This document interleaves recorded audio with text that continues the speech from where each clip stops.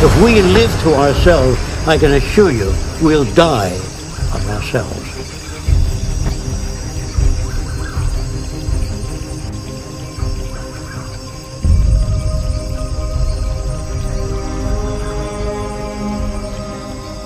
Because if the Russians do nuclear testing and they dump radioactive stuff into the sea, or the Japanese, the world is one big place and the air moves around and the waters move.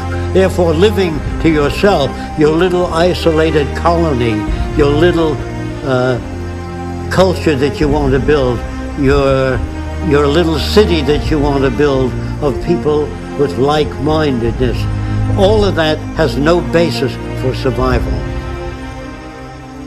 Because in the event of catastrophic failure, you will be invaded by the minorities if they don't have food, water, or the wherewithal to live.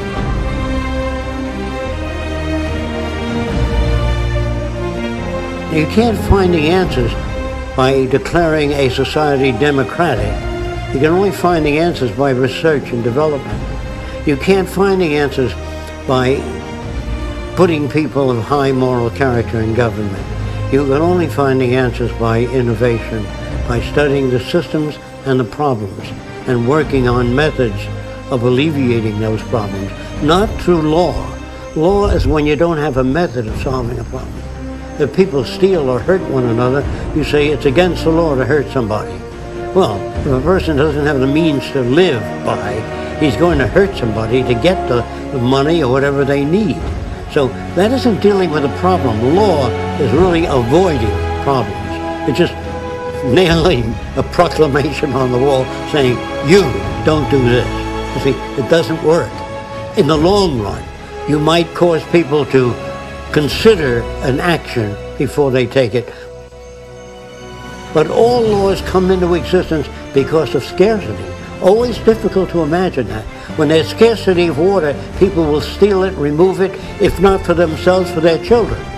So all the laws in the world, but if you don't want people to steal water, you build an electric fence around the water. See, and this is the way you say, you don't need to put up a sign, don't steal water. But those people will die. So we don't want to do that. We don't want to build a fence around our country, say, this is the greatest country in the world, we're going to keep it that way. We depend on other countries.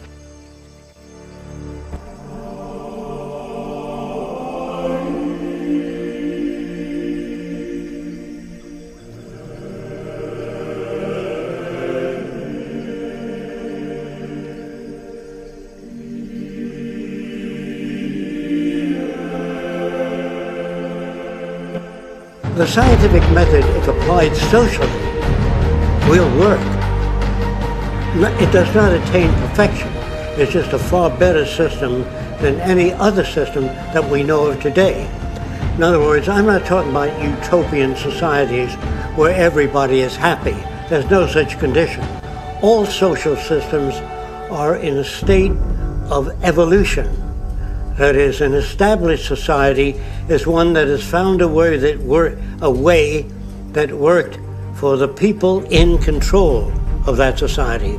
Whereas all societies are emergent, constantly evolving. There's no such thing as attaining a sane world. Sanity depends on the acquisition of information and applying that information to the well-being of all people and protecting the environment. That's what I mean when I use the word sanity. We live in an environment that's so loused up, it's very difficult to generate good feelings between people because they come from different places with a different value system and different needs. In the society of the future, someone asked me, would everybody be alike in your society? Yes, in certain areas. They will love the earth and take care of it, stick their hands out when they meet another person with a different culture and say, your values are different than mine, I'd like to learn more about your way of thinking. They will be the same in that way. They will be open to new ideas, learn to listen to new ideas, ask relevant questions about ideas. Yes, in those areas they will be alike.